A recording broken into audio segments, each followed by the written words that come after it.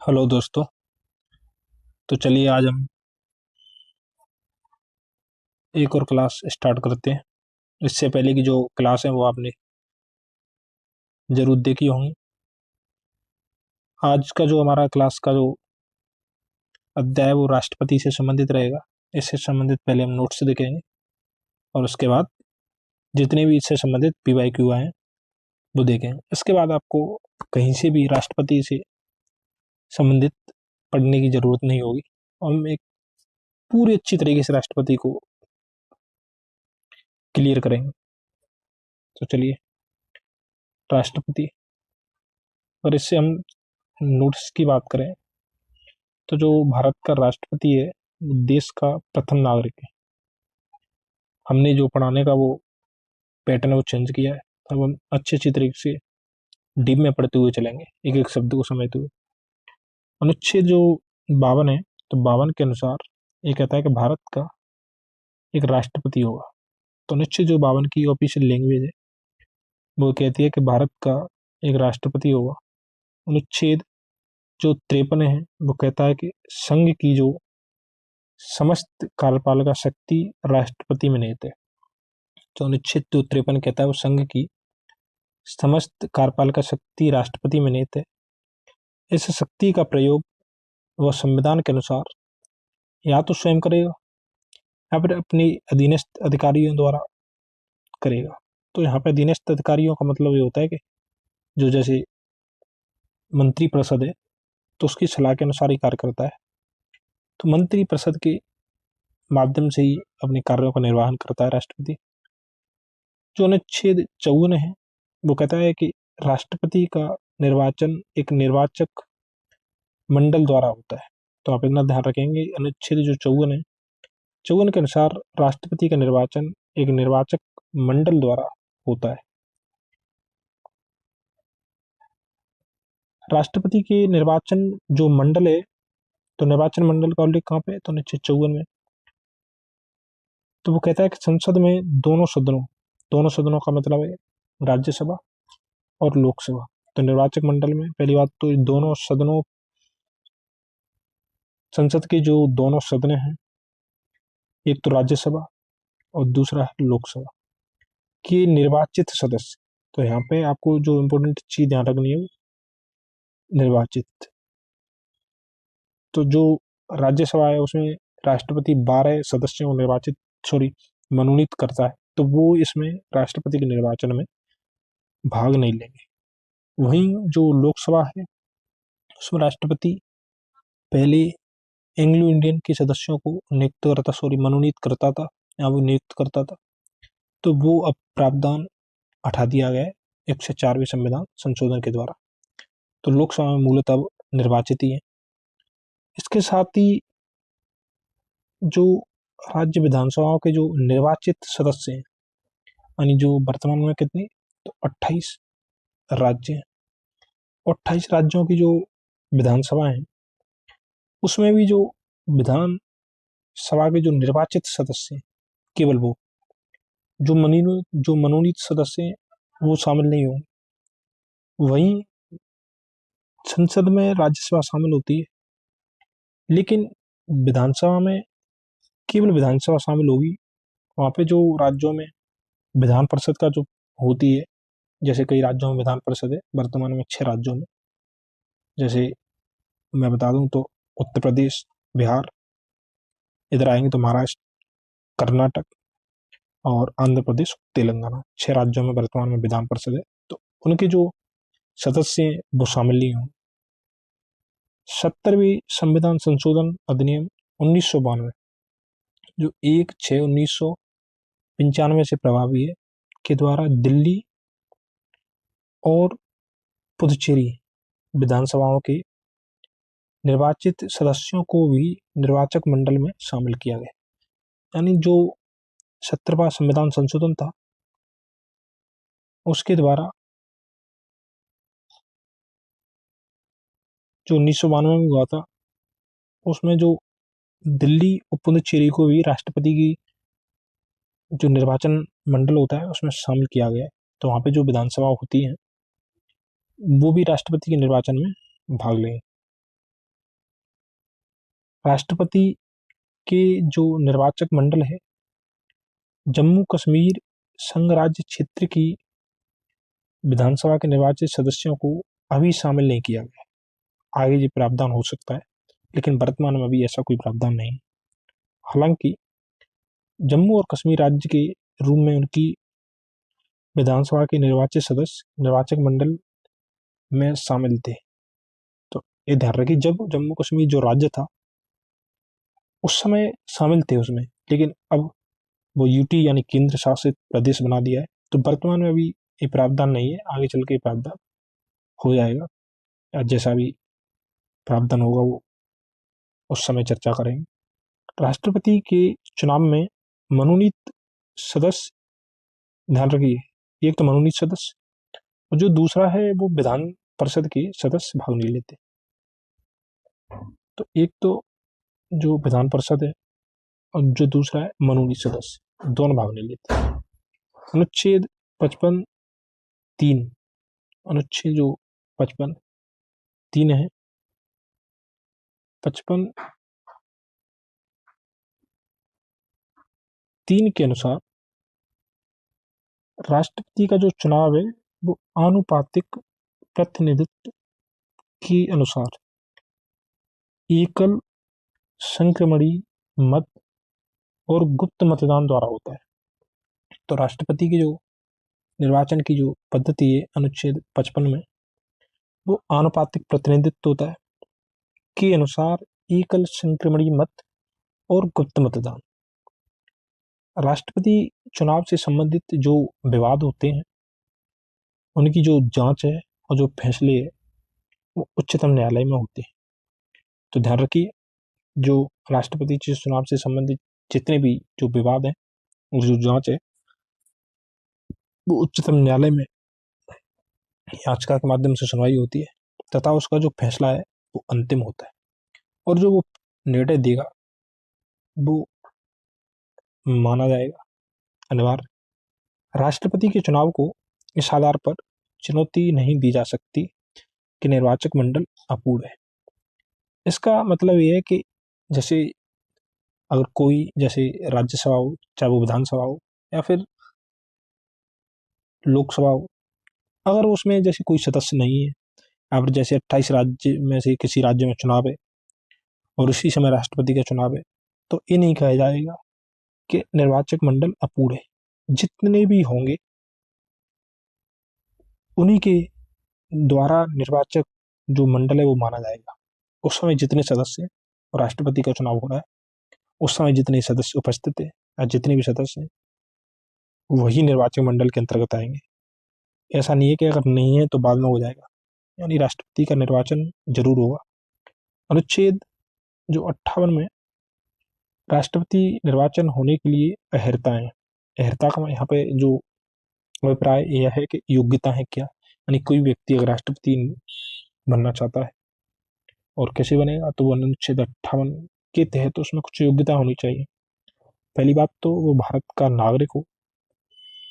तो जरूरी नहीं है कि वो जन्म से ही भारत का नागरिक हो, नहीं, भारत का नागरिक होना चाहिए, चाहे वो देशीकरण से।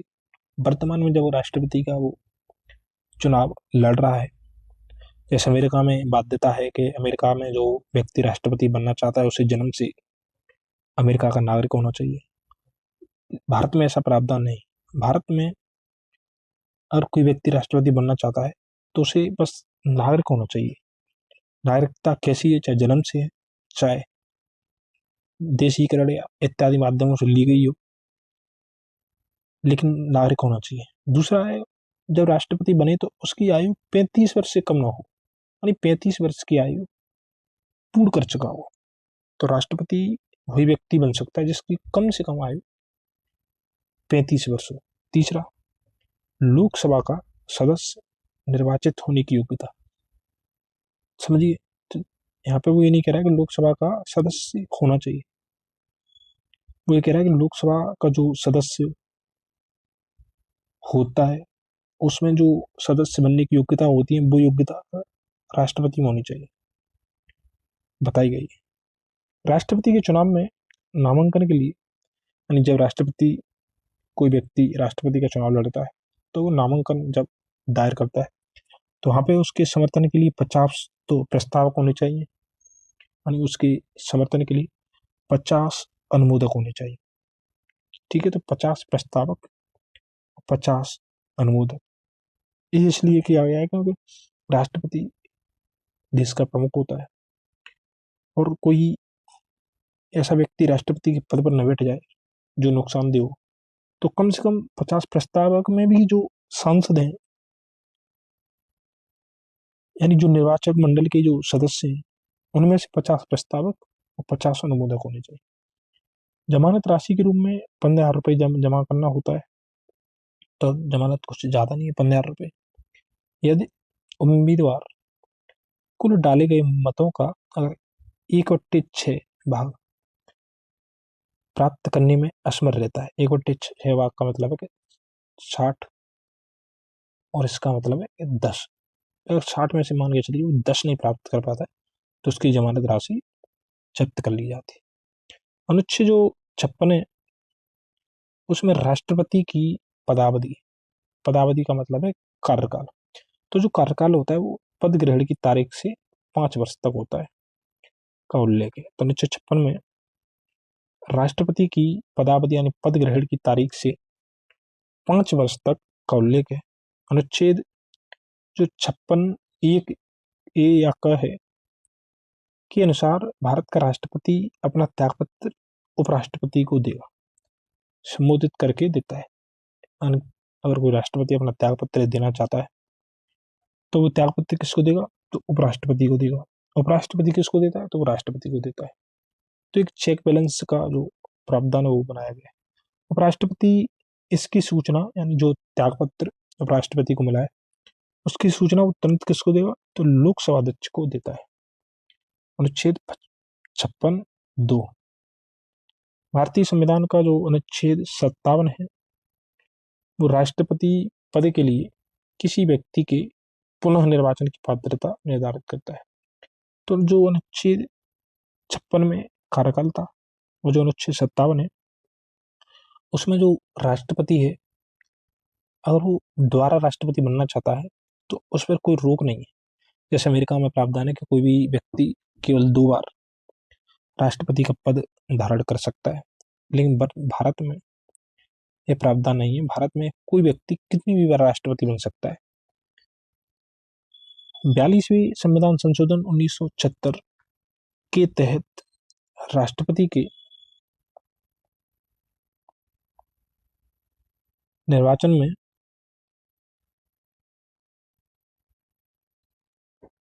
जनसंख्या से जो तात्पर्य है वो 1971 की जनगणना द्वारा निर्धारित संख्या से, यानी जो राष्ट्रपति में जनसंख्या का जो प्रावधान किया गया है वो 1971 की जनगणना के आधार पर है।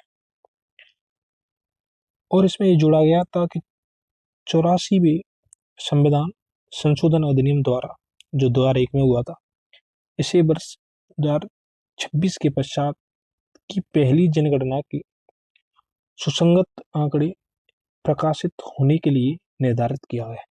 तो वर्तमान में अभी जो 2027 से जो जनगणना हमारी स्टार्ट होगी, जो कोरोना की वजह से लेट हो गई, उसके बाद जो प्रावधान है उसमें परिवर्तन किया जाएगा। वो संसद के ऊपर निर्धारित करेगा करती है कि नहीं करती है। तो 84वें संविधान संशोधन अधिनियम 2001 के द्वारा इसे कब तक, तो 2026 तक। तो अभी क्या चल रहा है, 25 चल रहा है, तो 2027 में, यानी 2 चरणों में होनी है, जैसे अक्टूबर में, 26 में, फिर 27 में। तो पहली जनगणना के सुसंगत आंकड़े प्रकाशित होने तक निर्धारित किया गया है। अनुच्छेद जो 59(1) है, 59(1) के अनुसार यदि संसद के किसी सदन का या किसी राज्य के विधानमंडल के किसी सदन का कोई सदस्य राष्ट्रपति निर्वाचित हो जाता है, यहाँ इसका जो अभिप्राय है कि मान के चलिए कोई राज्यसभा का सदस्य या फिर लोकसभा का जो सदस्य या फिर विधानसभा का सदस्य, तो उसे पहले इस्तीफा देने की जरूरत नहीं है अगर वो राष्ट्रपति का चुनाव लड़ना चाहता है। वो अगर राष्ट्रपति चुना जाता है तो वो चुनने के बाद जब वो पद की शपथ लेगा तो उससे पहले वो इनमें से किसी का भी सदस्य नहीं होना चाहिए, यानी उससे त्यागपत्र उसे देना होगा।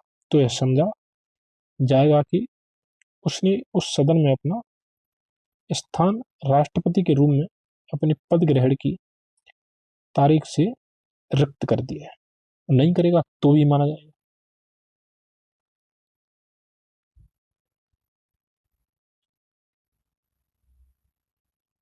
एक सेकंड, तो कोई नहीं, बीच में कॉल आ गया था।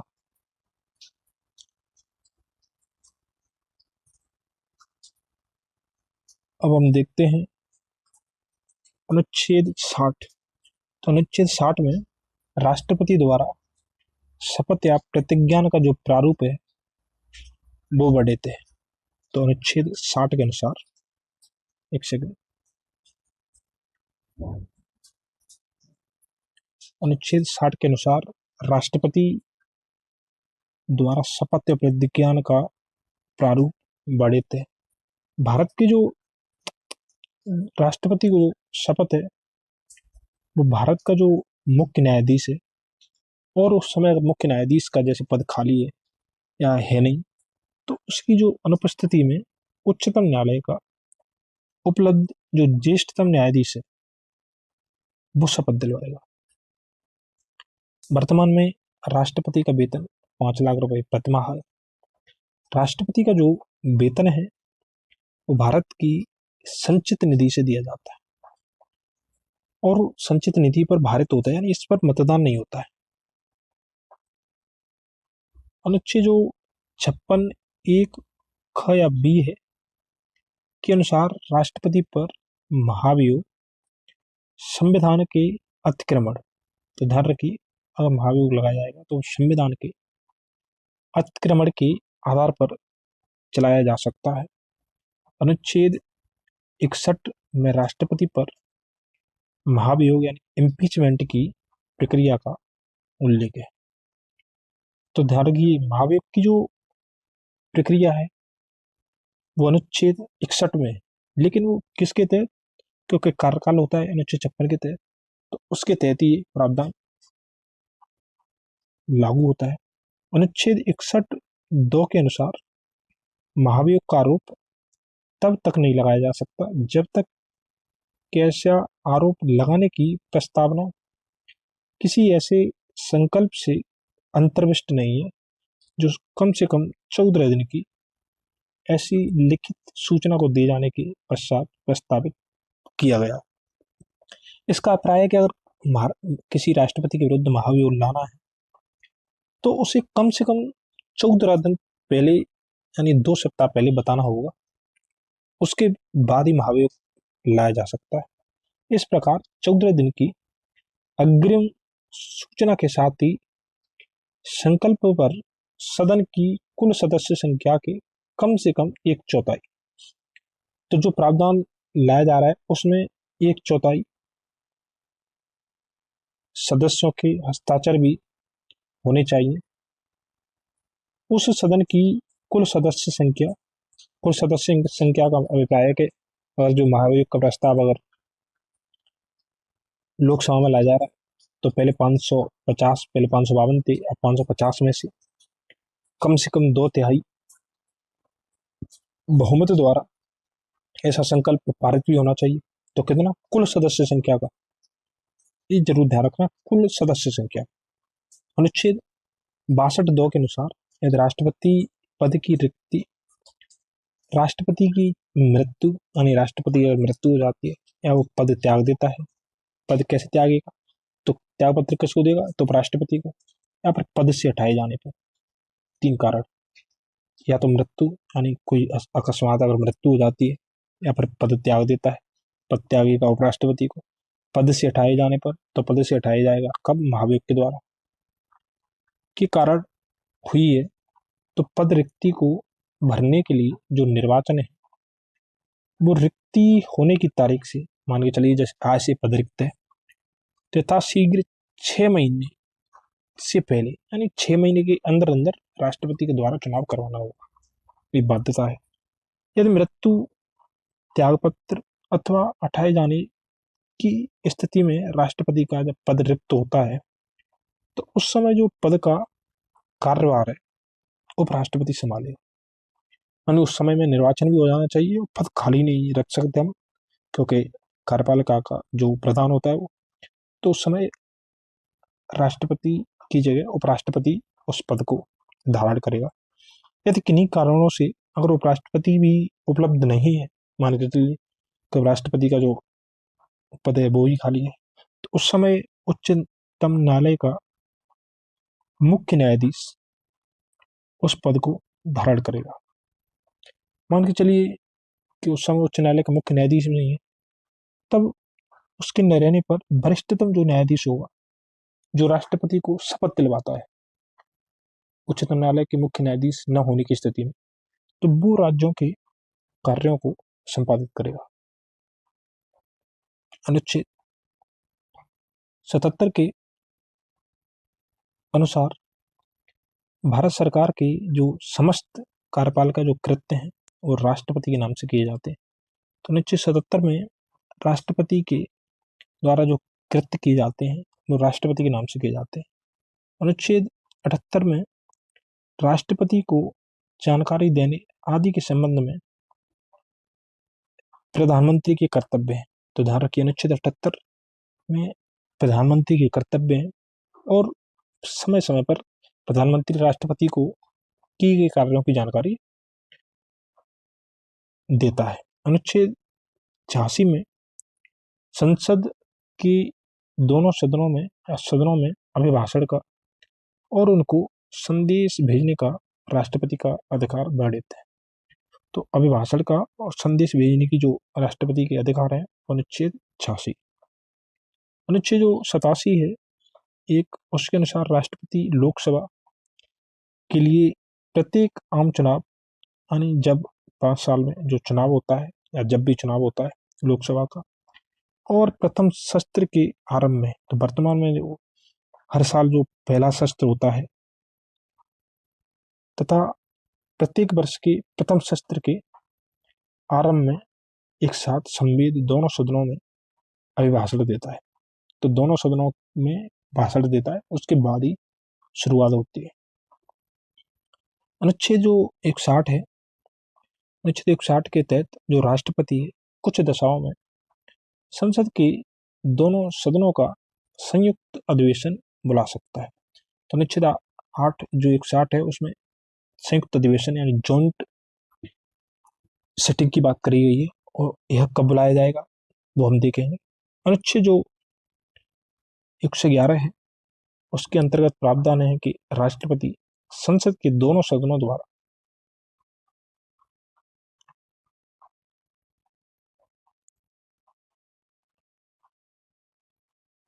राष्ट्रपति जो दोनों सदनों के द्वारा जो पारित विधेयक है उस पर स्वीकृति प्रदान करता है। तो वीटो का अधिकार अनुच्छेद 111 है। यह अपनी स्वीकृति रोक लेता है अथवा धन विधेयक को पुनर्विचार हेतु सदन को लौटा देगा। इसमें 3 तरीके के विधेयक होते हैं। जैसे जो सामान्य विधेयक होता है उस पर स्वीकृति प्रदान कर भी सकता है और नहीं भी कर सकता है। जो धन विधेयक है उस पर स्वीकृति या तो प्रदान नहीं कर सकता, वीटो लगा देगा, लेकिन उसे पुनर्विचार यानी के लिए नहीं लौटा सकता धन विधेयक होगा तो, और सामान्य विधेयक है तो लौटा देगा। यदि विधेयक दोनों सदनों द्वारा संशोधन सहित या उसके बिना फिर से पारित कर दिया जाता है, मान के चलिए कि नॉर्मल सामान्य विधेयक है, राष्ट्रपति ने उसे द्वारा समीक्षा के लिए भेज दिया, उसके बाद अगर जो मंत्रिपरिषद है वो द्वारा सिफारिश करती है तो फिर राष्ट्रपति को, अगर राष्ट्रपति के वो समक्ष प्रस्तुत होता है तो राष्ट्रपति को उस पर स्वीकृति नहीं रोकेगा, यानी स्वीकृति देनी ही होगी, फिर वीटो का प्रयोग नहीं कर सकता वो। राष्ट्रपति धन विधेयक को पुनर्विचार हेतु नहीं लौटा सकता, अभी हमने देखा था। वस्तुतः धन विधेयक सदन में राष्ट्रपति की पूर्व अनुमति से ही प्रस्तुत किए जाते हैं। तो क्यों नहीं लौटा सकता? क्योंकि जो धन विधेयक है उसे प्रस्तुत करने से पहले राष्ट्रपति से अनुमति लेनी होती है, इसलिए क्योंकि जब कोई भी मामला अगर उसकी सहमति से, तो फिर वो लौटाने का सवाल ही पैदा नहीं होता। राष्ट्रपति के बाद की स्वीकृति के बाद ही विधेयक कानून बनते हैं। अनुच्छेद 123 के तहत राष्ट्रपति को अध्यादेश जारी करने की शक्ति प्रदान की गई है। तो अनुच्छेद जो 123 है उसमें राष्ट्रपति को अध्यादेश जारी करने की शक्ति प्रदान की गई है। अनुच्छेद 72 के तहत भारत के राष्ट्रपति को क्षमादान की शक्ति प्रदान की गई है। तो क्षमादान की जो शक्ति है वो अनुच्छेद 72 में है। अनुच्छेद 143 के तहत राष्ट्रपति को उच्चतम न्यायालय के परामर्श का अधिकार दिया गया है। अनुच्छेद जो 53(2) है के तहत भारत का राष्ट्रपति तीनों सेनाओं, थल सेना, वायुसेना और नौसेना का प्रधान सेनापति माना जाता है या होता है। राष्ट्रपति राष्ट्र का प्रतिनिधित्व करता है परंतु राष्ट्र का नेतृत्व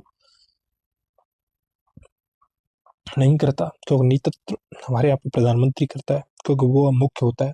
किसी भौगोलिक क्षेत्र को अनुसूचित क्षेत्र घोषित करने का जो संवैधानिक अधिकार है वो राष्ट्रपति के पास है।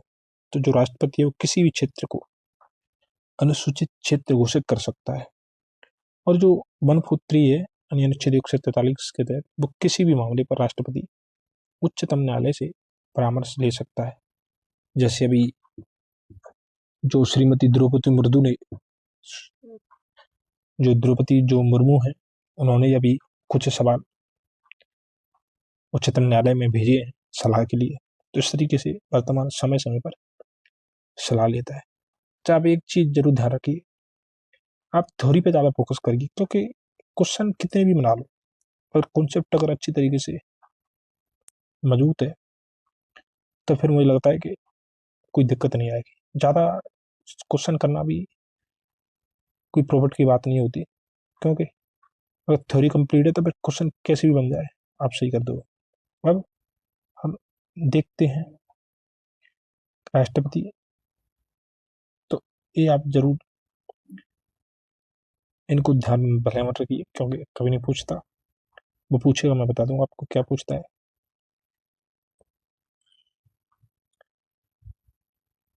तो सबसे पहले जो राष्ट्रपति हमारे वो डॉक्टर राजेंद्र प्रसाद है, उसके बाद डॉक्टर सर्वपल्ली जो राधाकृष्ण है, उसके बाद जाकिर हुसैन है तीसरे, और जो बराह वेंकट गिरी यानी बीवी गिरी है, तो सबसे पहले जो कार्यवाहक राष्ट्रपति है वो बीवी गिरी थे। तो पूछ सकता है कि भारत का पहला जो कार्यवाहक राष्ट्रपति वो कौन था, तो बीवी गिरी। उसके बाद जो कार्यवाहक है वो न्यायमूर्ति मोहम्मद हिदायतुल्लाह, तो इन्होंने भी कार्यवाहक के रूप में कार्य किया था। फिर उनके बाद जो बीवी गिरी है वो राष्ट्रपति बनते हैं।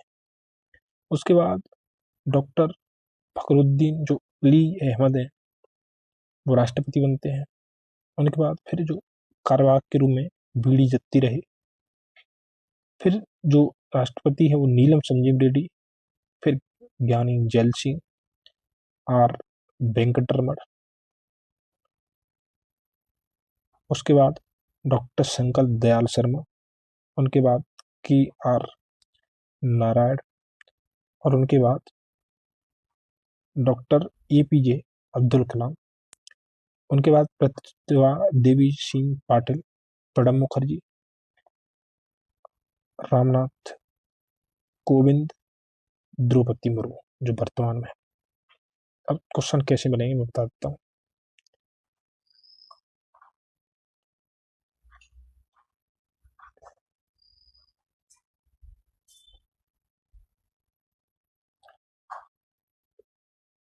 एक जो नोट है, डॉक्टर राजेंद्र प्रसाद 26 जनवरी 1950 से 13 मई 1952 तक अंतिम राष्ट्रपति रहे। तो अंतिम राष्ट्रपति रहे थे जब संविधान लागू नहीं हुआ उससे पहले। अब क्वेश्चन कैसे में बनते हैं मैं बता देता हूँ। तो एक क्वेश्चन तो ये है कि वर्तमान में जो द्रौपदी मुर्मू है वो कब से है, तो 25 जुलाई 2022 से अब तक। तो ऐसा कोई नहीं है, देखो 25 जुलाई इस सब डेट ही समान है, क्योंकि उसी दिन से पद ग्रेड होता है। हाँ, क्वेश्चन ये है कि जो द्रौपदी मुर्मू है वो कार्यकाल के अनुसार कौन सी है, तो 17वीं, और व्यक्ति के अनुसार 15वीं है। तो व्यक्ति के अनुसार कौन सी है, 15वीं, और कार्यकाल के अनुसार 17वीं। एक अब क्वेश्चन ये बन सकता है कि कभी कभी क्रम से लगाने के लिए दे सकता है, तो ऐसे हमें ध्यान रखेंगे, नीचे से ऊपर ध्यान रख लो कि जैसे वर्तमान में द्रौपदी मुर्मू, हमें पता है कि इनसे पहले जो राष्ट्रपति थे वो रामनाथ कोविंद थे, उनसे पहले प्रणब मुखर्जी थे, उनसे पहले प्रतिभा देवी सिंह पाटिल। तो पहली जो महिला राष्ट्रपति है वो प्रतिभा देवी सिंह पाटिल है, और जो दूसरी है महिला वो द्रौपदी मुर्मू है। तो ऐसे उल्टा आप ध्यान रख लीजिए कि द्रौपदी मुर्मू से पहले कोविंद, प्रणब मुखर्जी, प्रतिभा देवी सिंह पाटिल और डॉक्टर APJ अब्दुल कलाम। तो फिर आपसे गलत नहीं हो। तो चलिए कुछ हम क्वेश्चन देख लेते हैं।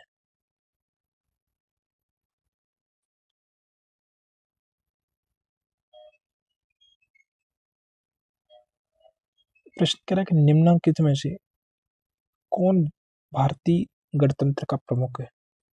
तो इसका जो ऑप्शन है वो है भारत का राष्ट्रपति।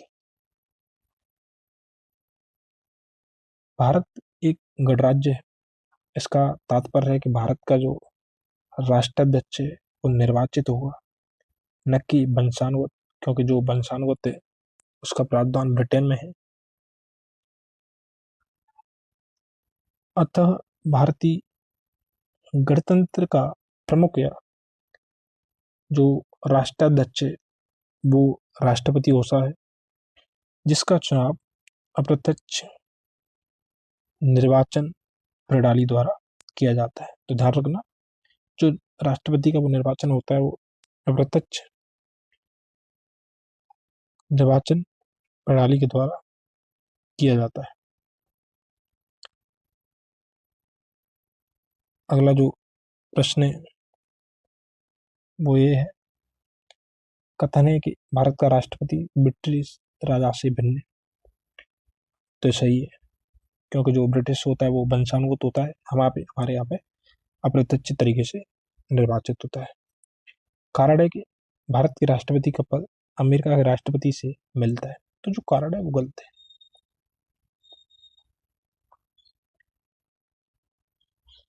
भारत का जो राष्ट्रपति है वो निर्वाचित होता है, और ब्रिटेन की जो राजा है वो वंशानुगत है, अतः दोनों भिन्न है।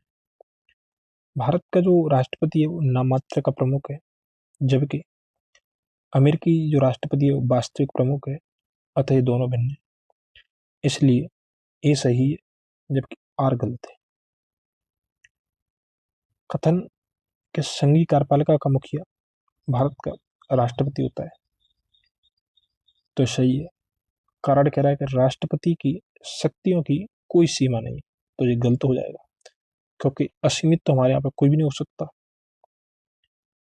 तो जो ऑप्शन है वो सी एंड ए सही है, किंतु आर गलत है। संविधान के अनुच्छेद जो 53 हमने देखा था, संघ की जो कार्यपालिका शक्ति है वो राष्ट्रपति में निहित होती है, अतः कथन ये सही है कि संघीय कार्यपालिका का जो मुखिया है वो भारत का राष्ट्रपति होता है। अनुच्छेद 74 के तहत राष्ट्रपति अपनी जो कृत्यों का प्रयोग है वो मंत्रिपरिषद की सलाह पर करता है।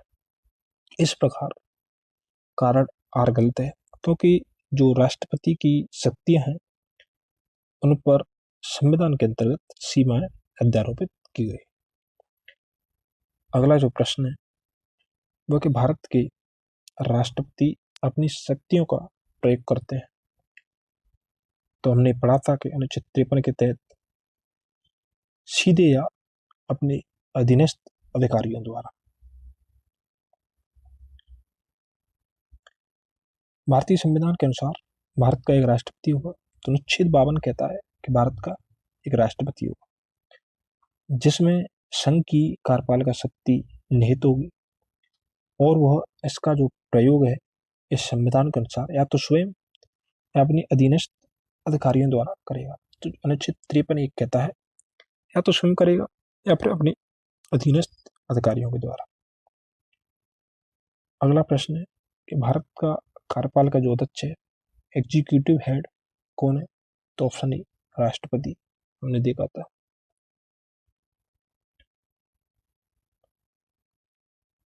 अनुच्छेद जो 53 के अनुसार संघ की जो कार्यपालिका शक्ति है वो राष्ट्रपति में निहित होगी। तो अनुच्छेद जरूर ध्यान रखिए, अनुच्छेद 53 जिसका प्रयोग वो इस संविधान के अनुसार स्वयं या अपने अधीनस्थ अधिकारियों के द्वारा करेगा।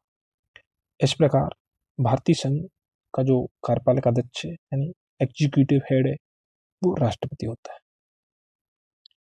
अगला प्रश्न, भारत के संविधान के अनुसार केंद्र की जो कार्यपालिका शक्ति है में निहित है तो राष्ट्रपति और प्रधानमंत्री। तो जो आरओ की तैयारी कर रहे हैं वो भी जरूर ध्यान रखें। तो ऑप्शन ए राष्ट्रपति। तो केंद्र की भारतीय संविधान के अनुसार कि जो केंद्र की कार्यपालिका शक्ति है निम्नलिखित में से निहित है तो राष्ट्रपति में शक्ति। वो नहीं पूछ रहा कि कार्यपालिका शक्ति के तो जी औपचारिक है, जी प्रमुख हेड है, लेकिन वो शक्ति पूछ रहा है तो फिर ऑप्शन ए लगाएंगे। अगला जो प्रश्न है वो कह रहा है कि संविधान की निम्नलिखित अनुच्छेदों में से किस एक के अंतर्गत संघ की कार्यपालिका शक्ति या राष्ट्रपति में निहित है? तो हमने अभी देखा था अनुच्छेद 53। अनुच्छेद जो 51 है वो हमने देखा था कि पहले अगर आपने क्लास देखी हो तो अनुच्छेद 51 में कार्यपालिका का न्यायपालिका से अलग वो 50 में 51 में अंतर्राष्ट्रीय शांति की बात करेगी अनुच्छेद 51 में। अनुच्छेद 53 में हमने अभी देखा था राष्ट्रपति की जो शक्तियां हैं और कार्यपालिका का जो प्रधान है। अनुच्छेद जो 52 है वो ये कहता है कि भारत का एक राष्ट्रपति होगा। तो अनुच्छेद 52 ये कहता है कि भारत का एक राष्ट्रपति होगा। अनुच्छेद जो 54 है उसमें राष्ट्रपति के निर्वाचन के बारे में बताया गया है। तो अनुच्छेद 54 निर्वाचन से संबंधित है। इस तरीके से एक प्रश्न में 4 प्रश्न कंप्लीट हो जाते हैं। अगला प्रश्न कि भारतीय संविधान में समस्त कार्यपालिका शक्तियां निहित हैं। तो ऑप्शन सी प्रधानमंत्री जी कार्यपालिका का प्रमुख होता है। मंत्रिपरिषद की सलाह के अनुसार राष्ट्रपति कार्य करता है और संसद विभिन्न विधियों का निर्माण करती है। अगला जो प्रश्न है कि भारतीय संविधान में केंद्रीय सरकार की अधिशासी शक्तियों को किस में निहित किया गया? तो ऑप्शन ए भारत का राष्ट्रपति। हम दूसरे ऑप्शन भी देखेंगे तो जो ये मुख्य होता है केंद्रीय मंत्रिमंडल के अनुसार ही राष्ट्रपति कार्य करता है। सभी तीनों तो ये गलत है। अगला प्रश्न है कि संघ की कथन ये कि कार्यपालिका शक्ति भारत के राष्ट्रपति में निहित है। तो सही है। कारण है कि कार्यपालिका शक्तियां सरकार का व्यवसाय चलाने से संबंधित है। तो दोनों सही है, लेकिन ए आर ए की सही व्याख्या नहीं कर रहा है। तो प्रश्न कथन और कारण दोनों सत्य हैं, परंतु जो कारण है वो कथन की उचित स्पष्टीकरण नहीं कर रहा है। अतः अभिष्ट जो उत्तर है वो विकल्प बी होगा। अगला प्रश्न है कथन के रक्षा बलों का जो सर्वोच्च कमांड है वो राष्ट्रपति में निहित है। तो सही है।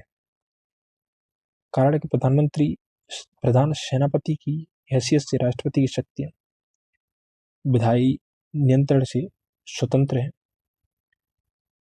तो ये गलत है, केवल ए सही है, आर गलत है।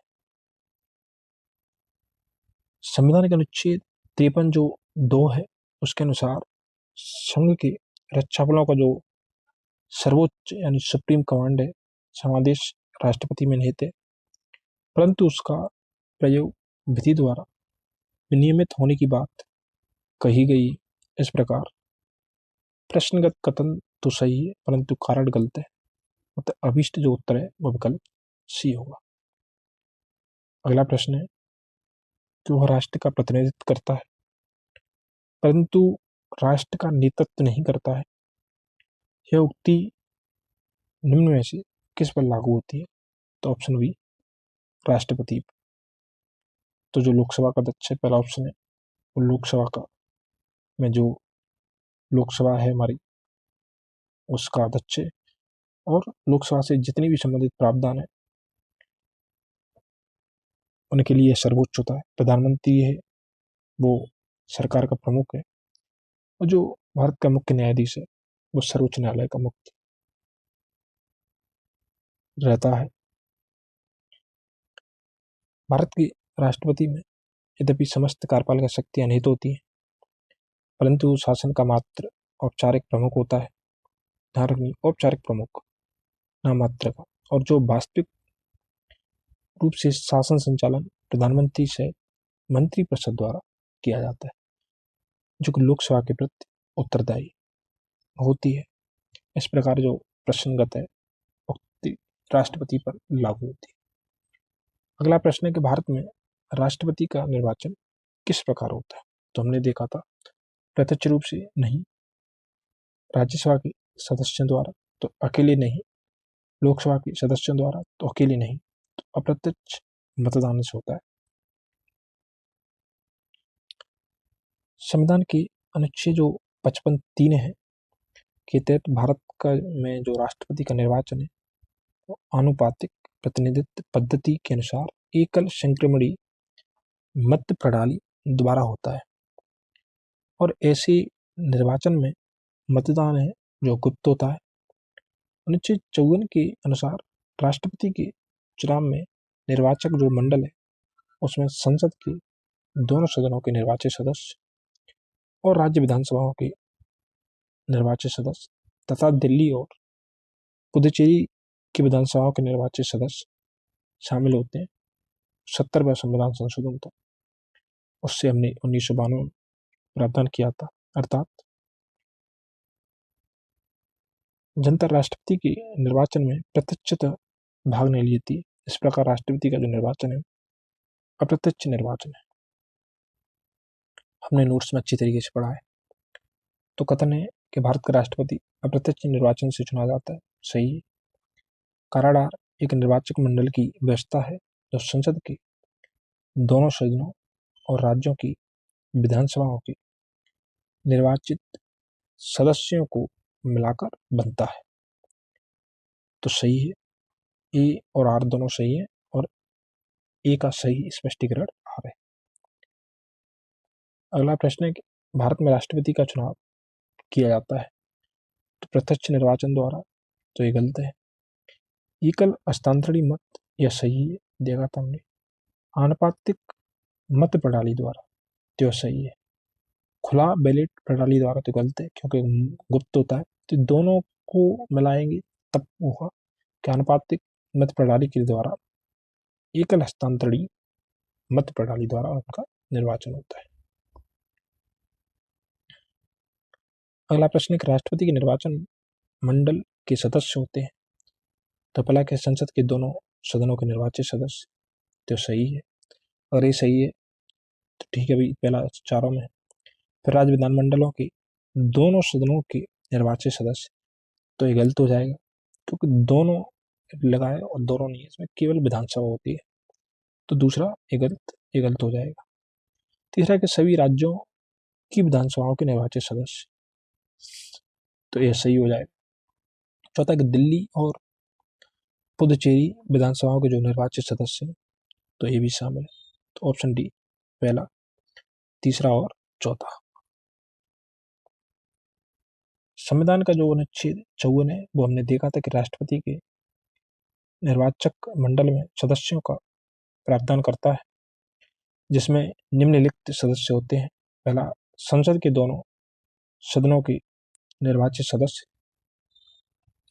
राज्यों की विधानसभाओं के निर्वाचित सदस्य, और तीसरा है दिल्ली और पुडुचेरी विधानसभाओं के निर्वाचित सदस्य। जो प्रावधान हमने 70वें संविधान संशोधन 1992 द्वारा अंत स्थापित किया था, जो मूल संविधान में नहीं था। इस तरह राज्यों की विधान परिषदों के जो सदस्य हैं वो निर्वाचक मंडल में शामिल नहीं होते। नोट, राष्ट्रपति जी का जो निर्वाचक मंडल है उसमें जम्मू कश्मीर संघ राज्य क्षेत्र की विधानसभा के निर्वाचित सदस्यों को भी शामिल नहीं किया, जो हमने देखा था। आगे चल के ये प्रावधान शामिल हो भी सकता है और नहीं भी हो सकता है। तो भारतीय संविधान के 70वें संशोधन द्वारा भारत के राष्ट्रपति के चुनाव में जिन 2 केंद्र शासित प्रदेशों को भाग लेने का अधिकार दिया गया है वे, तुमने अभी देखा था, दिल्ली और पुदुचेरी, यानी ऑप्शन बी सही है। तो चारों 2017 में आया है। अगला जो प्रश्न है कि निम्नलिखित में से कौन भारत के राष्ट्रपति के निर्वाचन हेतु निर्वाचक गण में शामिल नहीं है। तो सबसे पहले हम ये देखते हैं कि शामिल कौन है। तो लोकसभा के निर्वाचित सदस्य तो सही है। राज्यसभा के निर्वाचित सदस्य तो ये भी सही है। राज्यों की विधानसभाओं के निर्वाचित सदस्य तो ये भी सही है। राज्यों की विधान परिषदों के निर्वाचित सदस्य तो ये गलत है।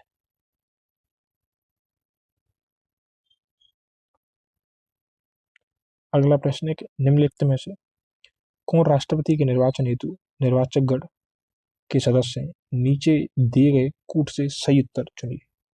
तो पहला है संसद के दोनों सदनों के सभी सदस्य, तो ये गलत है क्योंकि सभी नहीं, केवल निर्वाचित सदस्य। दूसरा है राज्य विधानसभाओं के सभी निर्वाचित सदस्य, तो ये सही है। संघ राज्य क्षेत्रों की विधानसभाओं के सभी निर्वाचित सदस्य, तो ये भी सही है। चौथा के सभी राज्यपाल और उपराज्यपाल, तो ये गलत है। तो इसमें कोई ऐसा ऑप्शन मैच नहीं है, क्योंकि देखो चौथा ये गलत हो गया, पहला ये गलत हो गया, ये गलत हो गया।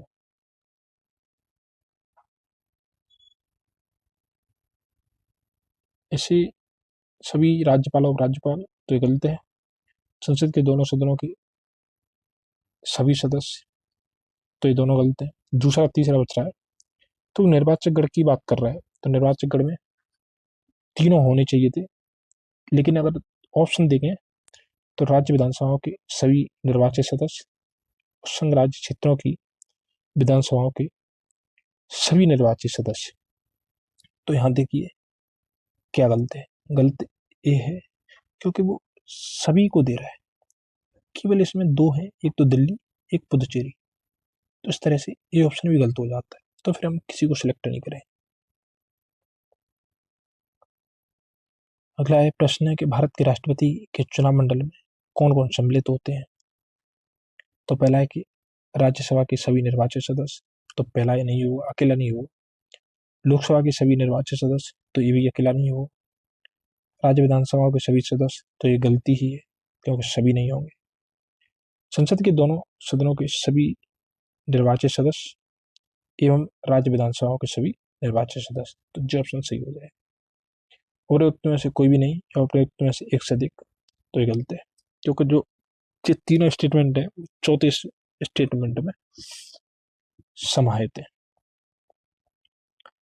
अगला प्रश्न है कि भारत के राष्ट्रपति के चुनाव के लिए चुनाव मंडल के सदस्य होते हैं। तो पहला है लोकसभा के चुने हुए सदस्य, तो सही है। राज्यसभा के चुने हुए सदस्य, ये भी सही है। राज्य विधानसभा के चुने हुए सदस्य, ये भी सही है। राज्य विधान परिषद के चुने हुए सदस्य, तो गलत है। तो ऑप्शन सी 1, 2 और 3 सही है। अगला प्रश्न है कि भारत के राष्ट्रपति चुने जाते हैं तो केवल राज्यसभा के सदस्यों द्वारा, तो गलत। केवल लोकसभा के सदस्यों द्वारा, तो ये भी गलत। केवल राज्यों की विधानसभा और लोकसभा के सदस्यों द्वारा, तो ये भी गलत। राज्यसभा, लोकसभा और राज्यों की विधानसभाओं के निर्वाचित सदस्यों द्वारा, तो ऑप्शन डी सही है। अगला प्रश्न है कि भारत का राष्ट्रपति चुना जाता है लोकसभा द्वारा, गलत। राज्यसभा द्वारा, गलत। संसद सदस्यों द्वारा, गलत। संघ राज्य विधानसभा के सदस्यों द्वारा, गलत। तो कोई भी ऑप्शन सही नहीं, क्योंकि उसमें तीनों होते हैं, एक से ज्यादा, ये तीनों होंगे, लोकसभा, राज्यसभा, संसद सदस्य, या फिर ऐसा संसद सदस्य हो जाएंगे, वो भी गलत हो जाएगा। तो कोई ऑप्शन नहीं बन रहा है इसमें से। अगला प्रश्न है कि निम्नलिखित में से कौन राष्ट्रपति के चुनाव प्रकरण के लिए सही नहीं है। पहला है कि पदस्थ राष्ट्रपति की पदावधि से पूर्व उत्तराधिकारी का चुनाव अवश्य हो जाना चाहिए, तो सही है।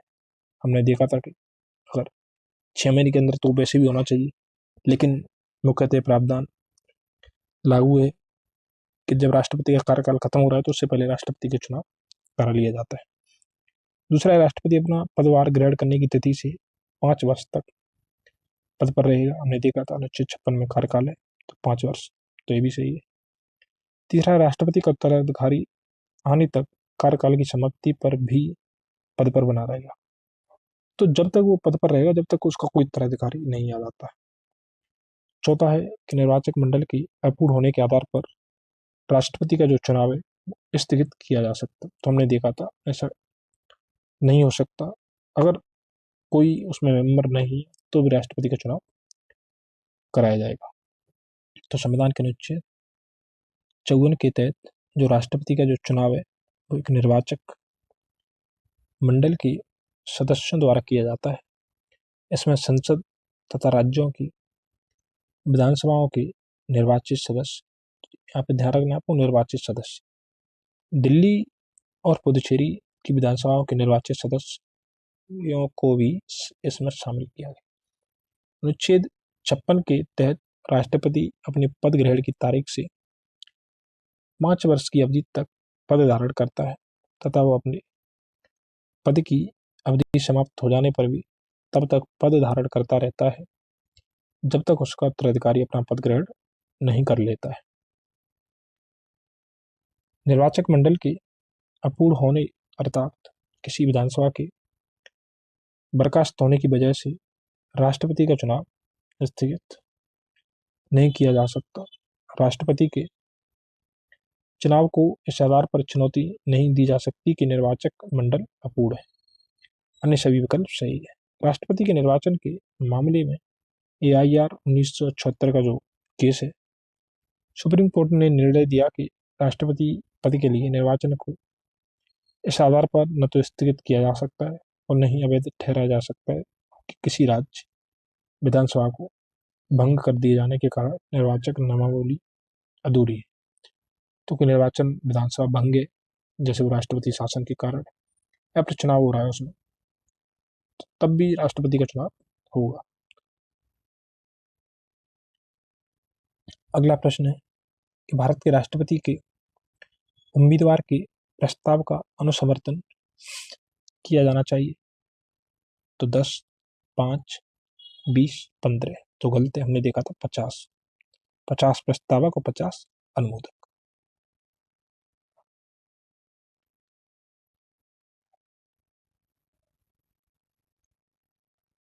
तो राष्ट्रपति उपराष्ट्रपति निर्वाचन अधिनियम जो 1952 में बना था, 1997 में संशोधित किया गया था, के तहत भारत के राष्ट्रपति पद के उम्मीदवार के लिए कम से कम 50 निर्वाचकों यानी निर्वाचित सांसदों एवं विधायकों का प्रस्तावक होना आवश्यक है तथा साथ ही कम से कम 50 निर्वाचकों निर्वाचित सांसदों या विधायकों द्वारा इस प्रस्तावक का अनुसमर्थन किया जाना चाहिए।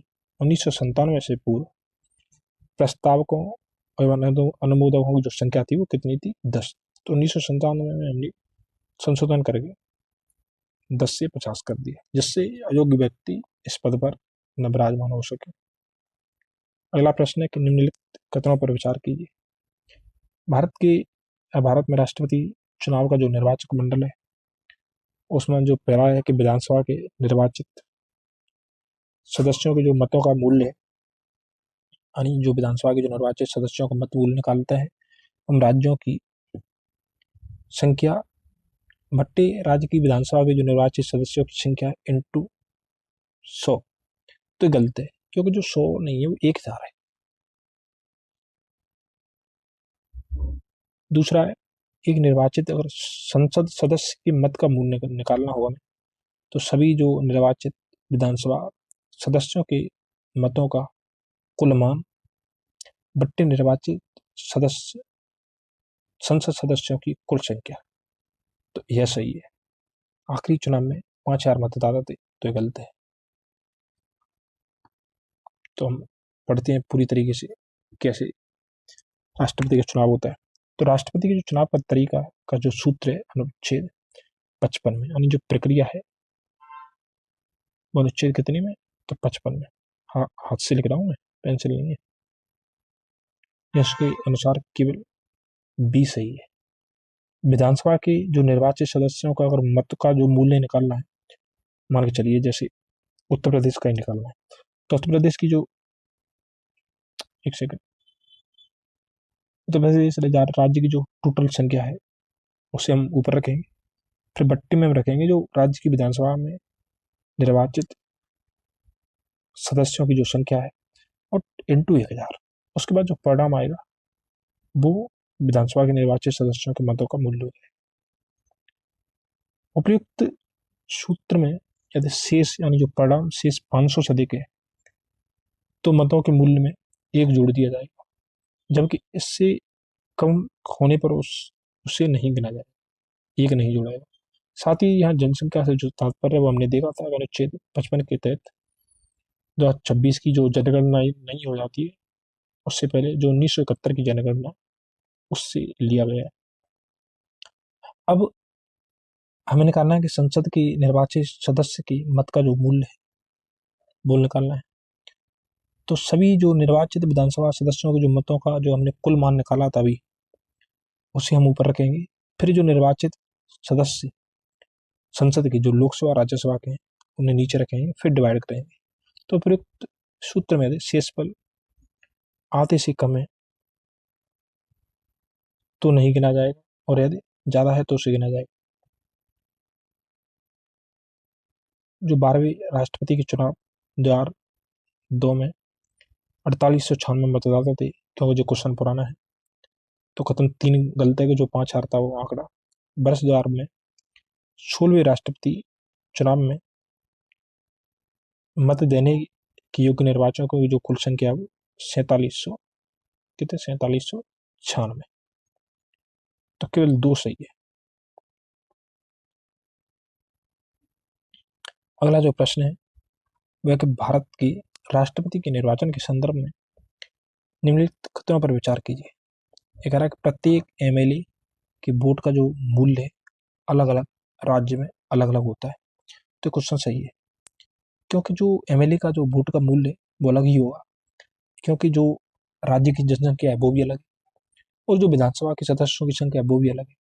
तो उत्तर प्रदेश की जो संख्या है पहले नंबर पे, उसके जो 400 के आसपास है जैसे भी, तो उसका जो मत मूल्य वो लगाएगा, एमपी का लगाएगा, राजस्थान का लगाएगा, क्योंकि जनसंख्या भी अलग है और विधानसभा के सदस्यों की संख्या और सीट भी अलग है।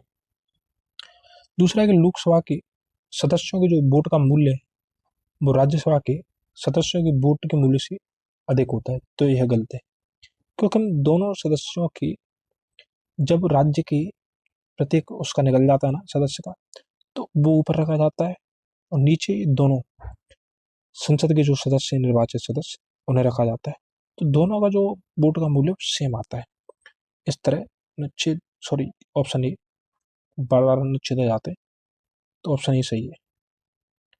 तो संविधान की अनुच्छेद 55 में दी गई राष्ट्रपति के निर्वाचन की रीति के अनुसार जो राष्ट्रपति का निर्वाचन है वो आनुपातिक प्रतिनिधित्व पद्धति के अनुसार एकल संक्रमणी मत प्रणाली,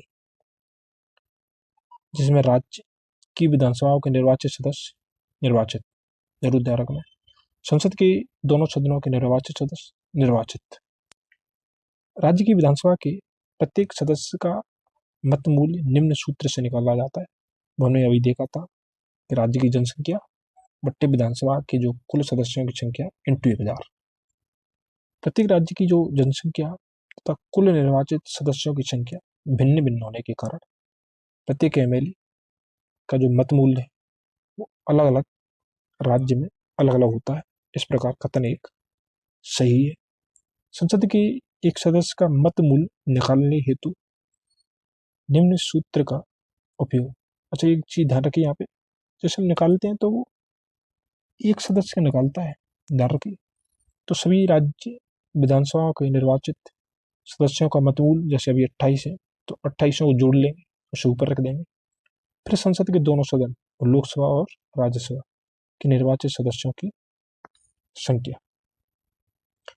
अतः स्पष्ट है कि लोकसभा के प्रत्येक सदस्य तथा राज्यसभा के प्रत्येक सदस्य का जो मूल्य है वो समान होता है।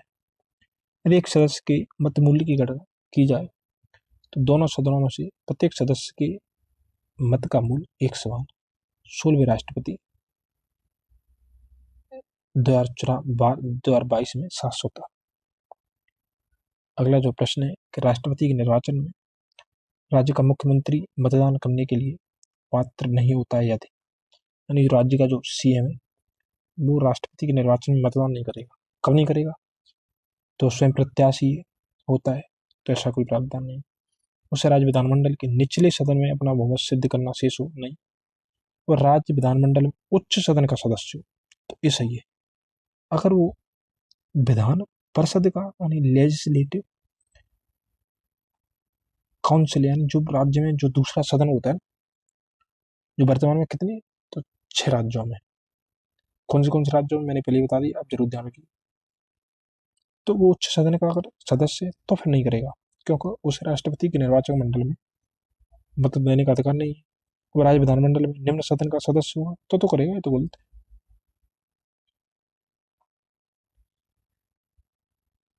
अनुच्छेद जो 54 है इसमें हमने बताया कि राष्ट्रपति के चुनाव से संबंधित राज्य विधानमंडल के उच्च सदन अर्थात विधान परिषद के सदस्य मतदान नहीं कर सकते। अतः यदि मुख्यमंत्री इस सदन का सदस्य है तो वह राष्ट्रपति के चुनाव में मतदान करने का पात्र नहीं होता है। अगला जो प्रश्न है वह कि भारत के राष्ट्रपति के चुनाव में राज्य की विधानसभा के प्रत्येक निर्वाचित सदस्य के वोटों की जो संख्या है उस राज्य की जनसंख्या को विधानसभा की कुल निर्वाचित सदस्य संख्या द्वारा विभाजित कर प्राप्त भागफल की 1000 के गुणकों के बराबर होती है। वर्तमान स्थिति 1997 में जनसंख्या से जो तात्पर्य है वो किस वर्ष की जनगणना द्वारा यथा अनिश्चित जनसंख्या से तो नहीं देखा था। जब तक नई जनगणना नहीं हो जाती तो 1971 की जनगणना के अनुसार ही रहेगा। तो 42वें संविधान संशोधन के द्वारा 1971 की जनगणना के अनुसार वही 84वां जो संविधान संशोधन है उससे प्रावधान हमने कर दिया 2026 तक यही रहेगी। संविधान के अनुच्छेद 55 के स्पष्टीकरण में इस बात का उल्लेख किया गया है। अगला जो प्रश्न है वो है कि राष्ट्रपति के उम्मीदवार के लिए क्या आवश्यक नहीं है, यानी कोई व्यक्ति अगर जैसे राष्ट्रपति बनना चाहता है तो उसके लिए योग्यता तो होनी चाहिए कि नहीं। तो पहला है कि आयु 35 वर्ष हो तो सही है। दूसरा पढ़ा लिखा हो, तो भारत में ऐसा कोई प्रावधान नहीं है कि व्यक्ति पढ़ा लिखा हो। कम पढ़े लिखे व्यक्ति भी या बिल्कुल पढ़ा नहीं है वो व्यक्ति भी राष्ट्रपति बन सकता है। तीसरा कि सांसद चुने जाने की योग्यता रखता हो तो सही है। देश का नागरिक हो तो भी सही है। तो संविधान के अनुच्छेद 58(1) में राष्ट्रपति निर्वाचित होने के लिए अहर्ताओं यानी योग्यताओं का उल्लेख किया गया है। अनुच्छेद 58। अनुच्छेद 57 में क्या है देखिए, जिसके अनुसार उम्मीदवार का पढ़ा लिखा होना अहर्ता नहीं।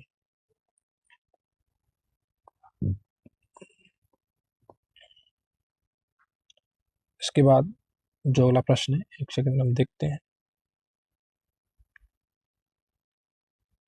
ऐसा करते हैं तो अब जो वीडियो है वो 1 घंटे की हुई। इसके बाद जो क्वेश्चन है, क्योंकि इसमें कम से कम 100 से ऊपर लगभग क्वेश्चन है, एक एक क्वेश्चन को हम अच्छी तरीके से देखेंगे तो वो अगली वीडियो में देखेंगे, क्योंकि फिर ज़्यादा बड़ी वीडियो हो जाएगी तो आप फिर पढ़ने में थोड़ा बोरिंग फील होती है। तो एक एक क्वेश्चन को, और मेरा दावा है कि अगर मैंने क्वेश्चन करा दिया, नोट्स करा दिया, तो उसके बाद आपको कहीं से भी पढ़ने की जरूरत नहीं होगी। बस आपको अच्छी तरीके से अगर थ्योरी आती है तो क्वेश्चन कितने भी डबल हो जाए कोई फर्क नहीं पड़ता। तो चलिए दोस्तों, अगर आपको ये क्लास अच्छी लगती है तो इसे लाइक जरूर करें, शेयर सब्सक्राइब करें। धन्यवाद।